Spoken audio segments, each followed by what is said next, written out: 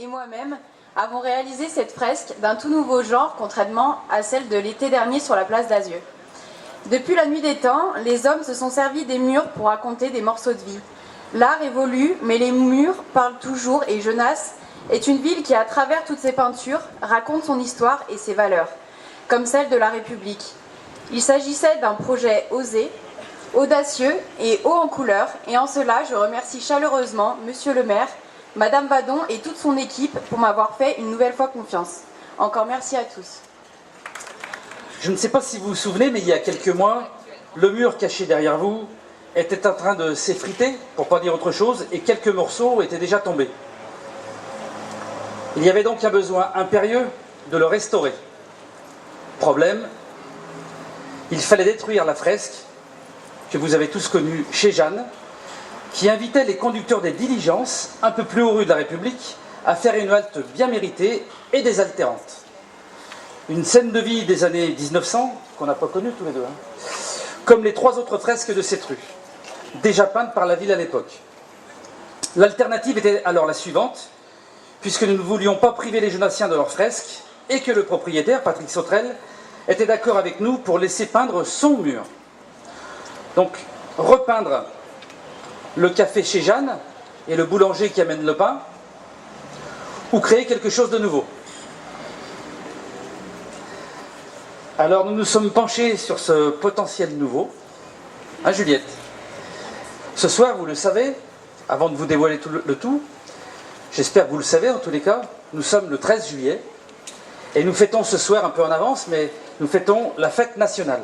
Et puis nous nous trouvons au beau milieu de la rue de la République, une rue qui a par ailleurs accueilli les 3 hôtels de ville successifs. Donc un au sein de l'école Joigny-Colomb, un à la Colombière, qui est le siège de la communauté de communes pour pas très longtemps encore, et le dernier en haut du parc de la Colombière avec notre hôtel de ville actuel. Donc très vite, nous avons choisi de rendre hommage à la République, mais à travers une allégorie résolument moderne. Parce qu'il est important aujourd'hui de se réapproprier ces symboles, de la faire vivre plus que jamais, parce qu'elle est notre bien commun, et parce qu'elle a été si souvent malmenée ces dernières années. Donc ainsi, derrière ce rideau, se cache notre idée de la République à travers ses emblèmes les plus connus. Je pense que vous les connaîtrez, il y en a 2. C'est le drapeau français, bien sûr, et Marianne. Et pas n'importe quelle Marianne. Celle qui est reproduite ici trône au quotidien, et j'ai une grande chance, en petite statue, sur mon bureau de maire. C'est d'ailleurs la plus demandée et la plus vendue en France. Icône de l'émancipation féminine dans les années 60, de la nouvelle vague, figure de la liberté, vous avez tous deviné, j'ai nommé Brigitte Bardot. C'est vrai que j'avais une petite préférence. Cette Marianne, souffle de vie, lorsqu'elle dansait dans le film « Et Dieu créa la femme », on l'a souhaité, bien entendu, genassienne. Pour cela, elle arbore les armoires de notre commune, vous les connaissez tous, les armoires de notre commune, une couronne tressée de genêt et un loup en forme d'aigle, les meubles du blason de Genasse. Enfin, si vous regardez bien, ou si vous regarderez bien, vous verrez dissimuler ça et là les 3 maisons du peuple ayant élu domicile rue de la République. Alors c'est cette nouvelle histoire que nous avons confiée à Juliette Hostal, qui a pris la parole tout à l'heure, et à Yanjou, je ne me suis pas trompé, qui avait réalisé déjà la fresque d'Azieux, avec succès. Nous avons fait appel à leur jeunesse pour réinterpréter notre République, et leur proposition audacieuse nous a séduits et je les en remercie.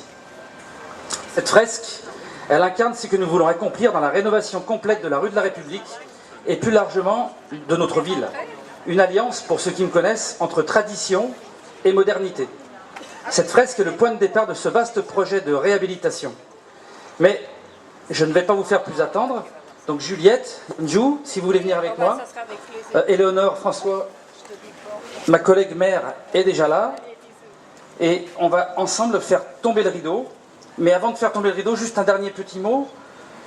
Comme pour Azieux, une carte postale sera distribuée ce soir pour garder un souvenir de cette belle soirée. Et nous partagerons un verre de l'amitié et quelques gourmandises concoctées par nos commerçants genassiens. Enfin, Juste après l'inauguration, on se retrouve, et j'espère nombreux, place de la République pour les festivités organisées par nos sapeurs-pompiers de Genasse-Chassieux, et puis un peu plus tard, vers 22h30, 22h45, pour le traditionnel feu d'artifice offert par la ville de Genasse.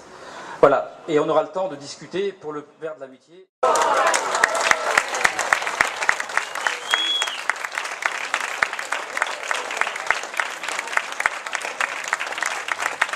Les hôtels de ville, tac, tac, là-haut. Avec liberté, égalité, fraternité, bien sûr. Et je crois que en ce jour, c'était une belle idée, j'espère en tous les cas, de faire cette inauguration. Alors elle change de ce qui se fait traditionnellement à Genasse, mais rue de la République, un 13 juillet, fête nationale. Je crois que c'était le moment choisi. Et merci encore Juliette. Merci encore Juliette. C'est elle qui va enlever le panneau. Ouais. En fait, Juliette, elle fait tout.